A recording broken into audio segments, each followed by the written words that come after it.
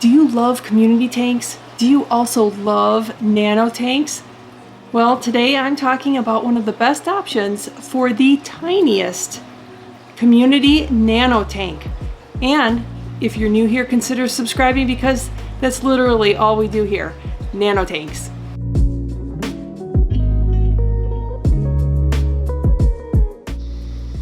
Do you love community tanks? Do you also love all things miniature like nano tanks? Well, today I'm talking about one of the best, tiniest aquariums for a community. The community tank, an aquarium that houses more than one species, it can be way more interesting to watch and see their different dynamics and how they interact with each other.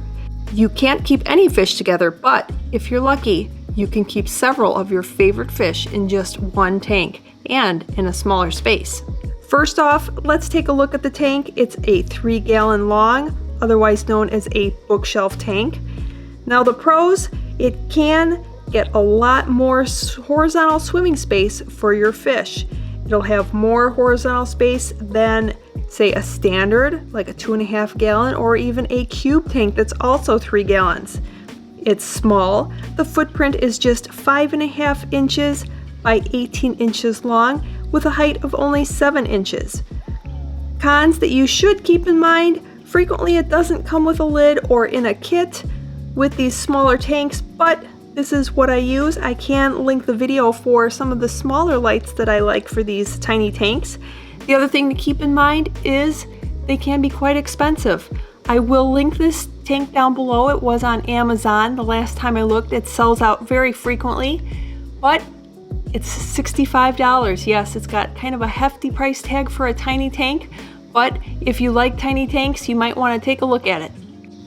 Now let's get to the fun part, the occupants.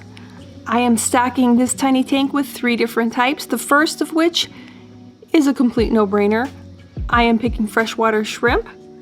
They are a no-brainer for a tiny tank. They are content in smaller spaces. They have limited activity around a tank, and their diminutive size pairs perfectly with any tiny tank.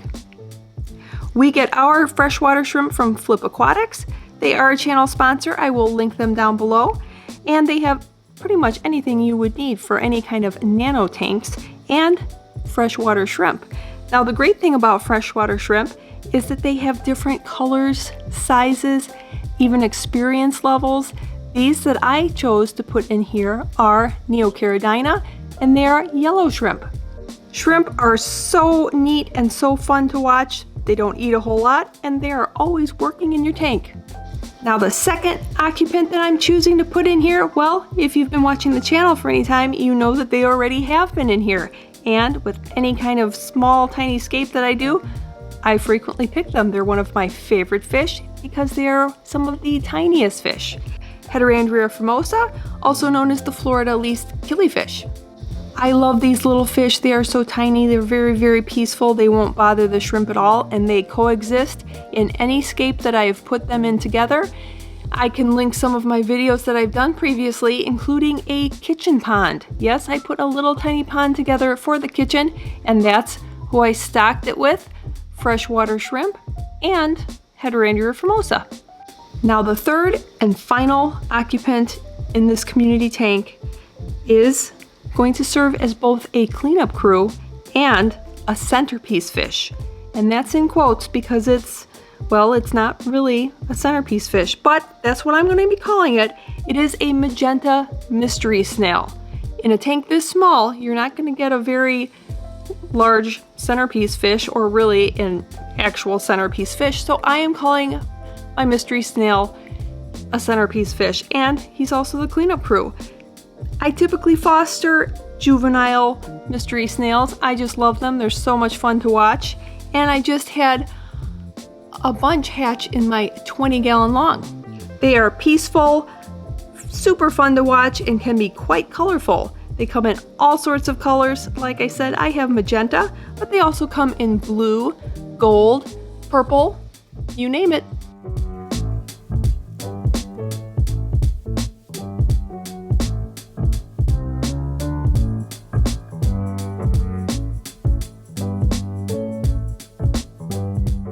Now the Scape Due to the scale and the size of the tank, I really like sand.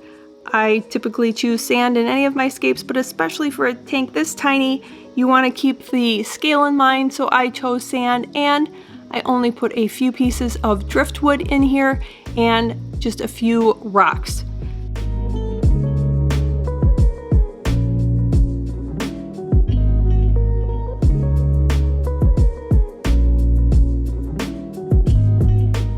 Live plants are usually a must, even in tiny tanks.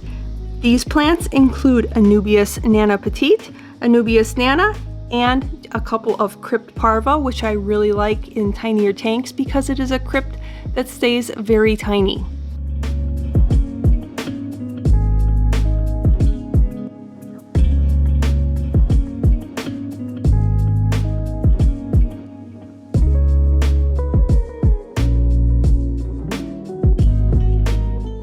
I also have Vallisneria in the back. It doesn't actually grow that fast, but if it does grow up to the top and gets a little too tall, it's a plant that I can always cut and keep small. Sometimes I do put a little sprig of hornwort in there, but for whatever reason, it doesn't really grow that fast in this particular tank. If it does, I just trim it back or take out the excess and it's good to go. So as long as you leave some space, plenty of space for your occupants in this tank, it works out great. I usually don't like to add more than, say, a third of hardscaping compared to the entire size of the tank. But as you can see, this is a very tiny tank, but lots of room for the little occupants. They all get along very nicely.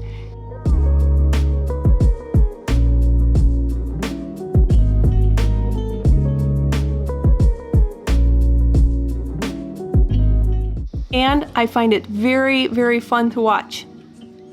So hopefully you enjoyed this. If you have seen the tank before, I hope you enjoyed the newest occupants, the yellow Neocaridina shrimp.